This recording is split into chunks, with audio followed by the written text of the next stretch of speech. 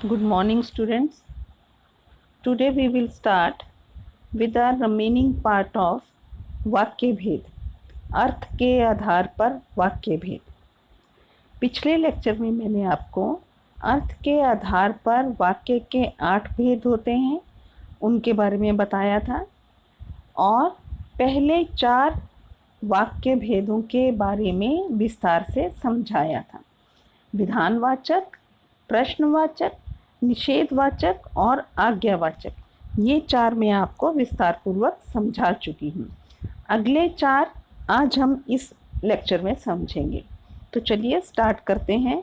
भेद नंबर 5, इच्छावाचक वाक्य। जिन वाक्यों में वक्ता की इच्छा, कामना, आशीर्वाद आदि का भाव प्रकट होता है उन्हें इच्छावाचक वाक्य कहते हैं। उदाहरण के लिए, मित्र जन्मदिन की ढेर सारी बधाइयाँ। यहाँ पे आपने कामना की है, इच्छा प्रकट की है और बधाई दी है। ईश्वर करे आप खूब उन्नति करें, यहाँ पे भी इच्छा प्रकट की गई है। हमने चाहा था कि हम साथ साथ रहें, यहाँ पे भी एक इच्छा प्रकट की गई है कि साथ साथ रहने की इच्छा व्यक्त की गई है। काश इस समय ऋतु साथ होती, ये भी कामना की गई है। मैं चाहती हूँ कि सभी स्वस्थ हों, ईश्वर से प्रार्थना और कामना की गई है। तो इन सभी वाक्यों में आपने देखा कि किस तरीके से अपनी इच्छा व्यक्त की है और कामना की है। तो ये इच्छावाचक वाक्य हुआ। अब है वाक्य नंबर 6 भेद, संदेहवाचक वाक्य। जिन वाक्यों की क्रिया पूर्ण होने में संदेह होता है, जिसमें ये संदेह रहे कि क्रिया पूर्ण होगी या नहीं, उन्हें संदेहवाचक वाक्यों के अंतर्गत रखा जाता है।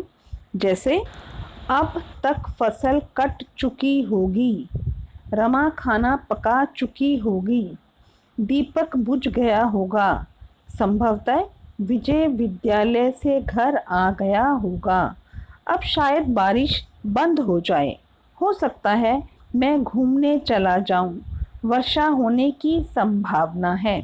अब सारे के सारे इन वाक्यों के अंतर्गत हमें नहीं मालूम कि क्रिया हो चुकी है, शायद हो जाएगी, ऐसा संदेह है, इसलिए ये संदेहवाचक वाक्यों के अंतर्गत आएंगे।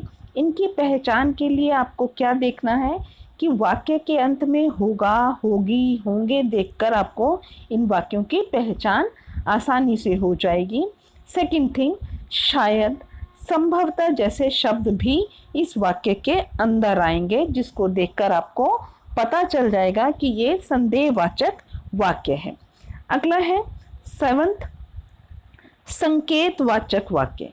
जिन शब्दों में एक क्रिया का होना दूसरी क्रिया पर निर्भर करता है, यानी पहली क्रिया जो होगी वो दूसरी पर निर्भर करेगी, उन्हें संकेतवाचक वाक्य कहते हैं।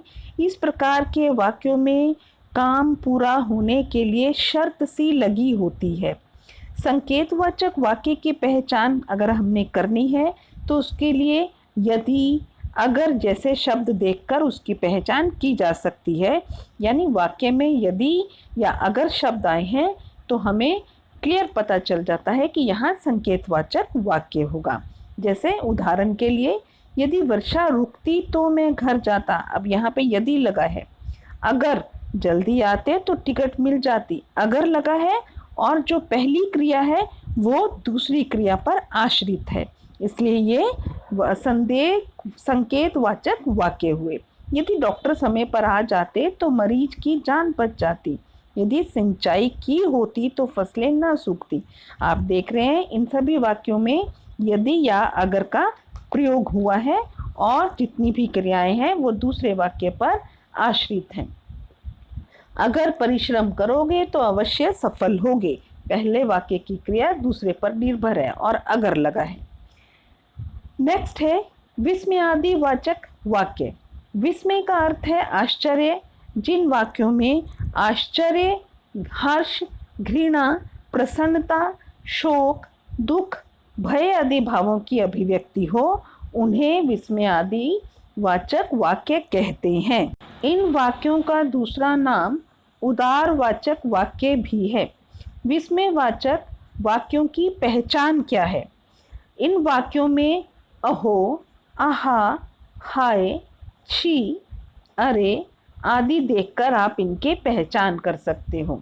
दूसरा है, ऐसे शब्दों या वाक्य के अंत में विस्मयवाचक चिन्ह यानी साइन ऑफ एक्सक्लेमेशन विस्मयवाचक चिन्ह लगा होता है। इसको देखकर आप इसके पहचान कर सकते हैं। उदाहरण के लिए, अरे विस्मयादिवाचक चिन्ह, कितना विशाल मैदान है, पूर्ण विराम। ओहो, ओहो के बाद भी विस्मयबोधक चिन्ह, तुम आ गए। आहा, विस्मयादिबोधक चिन्ह, कितना सुंदर फूल देखकर मन प्रसन्न हो गया। सावधान, विस्मयादिबोधक चिन्ह, ट्रक आ रहा है। छी, विस्मयादिबोधक चिन्ह, नाले के पास बड़ी बदबू है। इन सभी वाक्यों में आपने देखा अरे, ओ, आहा, सावधान और छी शब्दों का प्रयोग के साथ साथ विस्मयादिबोधक चिन्ह का भी प्रयोग हुआ है। तो ये विस्मयवाचक वाक्यों की पहचान है और ये विस्मयवाचक वाक्य हैं। अब है वाक्य रूपांतर। ये आपको 8 भेद मैंने सारे करवा दिए हैं। अब है वाक्य रूपांतर। अर्थ के आधार पर वाक्य के 8 भेद होते हैं। इनमें से किसी वाक्य को एक भेद से दूसरे भेद में इस तरह बदलना कि वाक्य का कर्ता, क्रिया और कर्म जो का त्यों रहे, वाक्य रूपांतर कहलाता है। एक भेद को दूसरे भेद में इस प्रकार बदलना कि क्रिया, कर्म और कर्ता का कोई भी परिवर्तन ना हो, वो वाक्य रूपांतर कहलाता है। वाक्य रूपांतर को निम्नलिखित उदाहरण द्वारा समझाया जा सकता है या समझा जा सकता है। उदाहरण है, पक्षी आकाश में उड़ रहे हैं। ये विधानवाचक वाक्य है। ठीक है, आपने देखा पक्षी आकाश में उड़ रहे हैं, सिंपल सामान्य वाक्य है जिसको हम विधानवाचक वाक्य के अंतर्गत लेते हैं। अब इसी भेद को हम निषेधवाचक वाक्य के में बदलेंगे बिना किसी परिवर्तन के। तो हम लिखेंगे पक्षी आकाश में नहीं उड़ रहे हैं। अब यहाँ पे वाक्य में, सामान्य वाक्य में कोई अंतर नहीं आया, केवल हमने नहीं का प्रयोग करके इसको निषेधवाचक वाक्य के में बदल दिया। अभी इसी वाक्य को, क्या पक्षी आकाश में उड़ रहे हैं, पीछे क्वेश्चन मार्क दिया और आगे क्या शब्द का प्रयोग किया और हमने इस विधानवाचक वाक्य को प्रश्नवाचक वाक्य में बदल दिया। अगला देखिए, शायद पक्षी आकाश में उड़ रहे होंगे। अब यहाँ पे हमने विधानवाचक वाक्य को यानी सामान्य वाक्य को संदेहवाचक वाक्य में परिवर्तित कर दिया। हमने आगे शायद शब्द का प्रयोग किया और उड़ रहे होंगे, होंगे का प्रयोग करके हमने इसको संदेहवाचक वाक्य में परिवर्तित कर दिया। तो ये आपका वाक्य रूपांतर है। आई होप आप सभी बच्चों को या अर्थ के आधार पर वाक्य भेद अच्छे से समझ आ गए होंगे। आज का लेक्चर यहीं समाप्त होता है। Thank you so much.